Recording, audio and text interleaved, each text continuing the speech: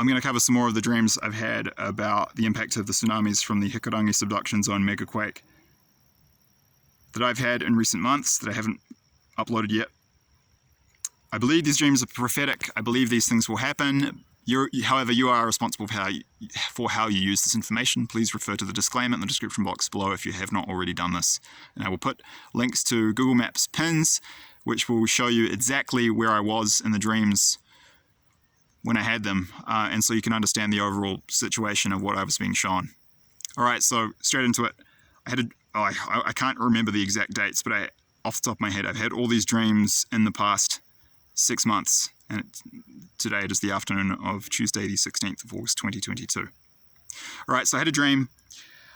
I'm being shown stuff about what I call the Tsunami Time Trial. So I've had a series of dreams where I'm on the waterfront of Wellington City, near the TSB Bank Stadium, close to, I forget the name of the park off the top of my head. There's between that area and the Wellington Central Library anyway. And what I was shown is that when the earthquake occurs, there's a terrible sense of urgency for people in the central business district and other downtown parts of Wellington City to get as soon as possible to high ground. And they'll effectively, this is why I call it the Tsunami Time Trial. And if you don't pass, you're probably going to die, because when earthquakes happen, bad earthquakes happen anywhere in the world, the number of injured massively outnumbers the number of dead. Often the ratio is 10 to 1, 10 injured for every person killed, but in tsunamis it's not the case. In tsunamis it's about 80 to 90% of the people who get caught in them die. So it's totally different. So your chances of survival are low if you're caught in it. What I was showing, that people will be in a really urgent, rushed panic to get to high ground, especially considering that, some buildings may have collapsed and you might not be able to drive up roads. So people need to understand the urgency there. Like, once the earthquakes happen, you've got to be sprinting for high ground. I've had many of those dreams, or at least 3 that I can remember off the top of my head. And some of them I'm sprinting to get up to the area of Tinakori Hill. I'm running up these kind of fire breaks / bush tracks up through the large radiata pine forests there, if you know Wellington. And others I'm running to get to the Courtney Place area. This is in dreams where I'm closer to that. And some of the dreams have been around the area of Te Papo National Museum when the tsunamis occur. In those dreams, I'm running to get up Mount Victoria, plus past the big New World there on the waterfront. And I'm with other people and we're just sprinting. And it's a recurring message I've got from the Holy Spirit about this. I've also had dreams, I've mentioned this in the past, where I was in Eastbourne and I was with people sprinting to get up Murdochai Park Track and then Mackenzie Park Track, and we were just running and running. And so this is being emphasized to me, the sense of urgency and importance to get out of the death zone before the waves arrive. Related to this, I've had a dream. I've put a pin for this on Google Maps and I've put the link in the description box below. Please have a look if you're interested to see the exact location. I had a dream recently, this was only in the last 2 weeks, where I was on the foreshore of Evans Bay, looking to the north, on the northern side, at the northern end of Wellington Airport when the earthquake happened. The scenery looked a little bit different in the dream, because in the dream there was a small area of suburbia at the northern end of the airport, whereas in reality there is a large bank of earth, and there's a road, and there's a rocky foreshore, and then there's the sea. So there's no suburbia there in reality. But in the dream I was in a 4-story building, and I was on the 3rd floor with an Ecuadorian friend of mine and a few other people, and we were relaxing. I'll try and slow down a bit. I am speaking quickly just to pack as much information in as I can to keep this short, and also because I don't have that much space on my phone. So I know I'm speaking quickly, but there's a reason. There's method to the madness. Yeah, we were on the 3rd story of this building, just chilling out. I could see people walking around in the suburbia around us, and then the earthquake happened.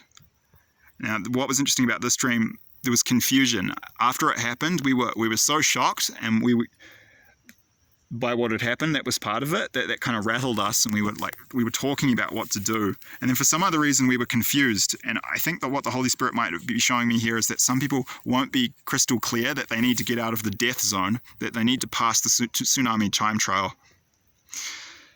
And they also won't be clear on what the penalty will be if they don't, which is, i.e., only a 10% chance you survive, 90% chance you're going to die.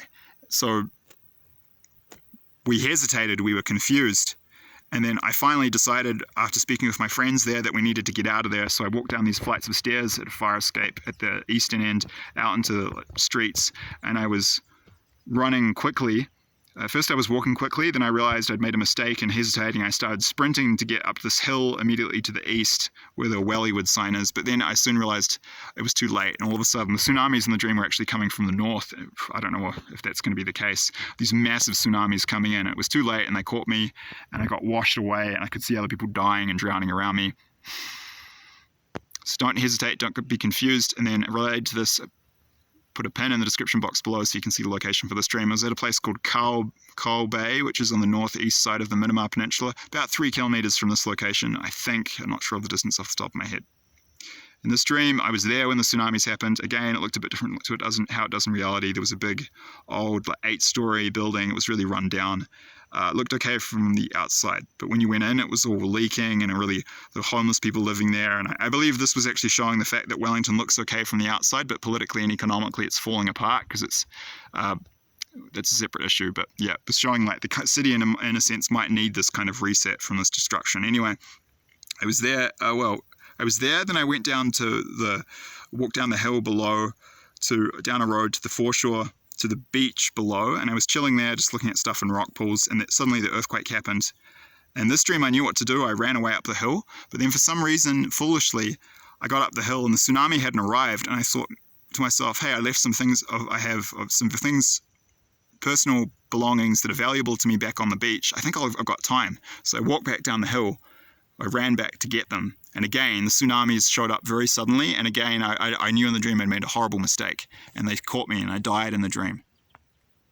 So, in summary, don't get confused and don't go back to grab anything. And the waves, they're going to be enormous and they could show up very suddenly.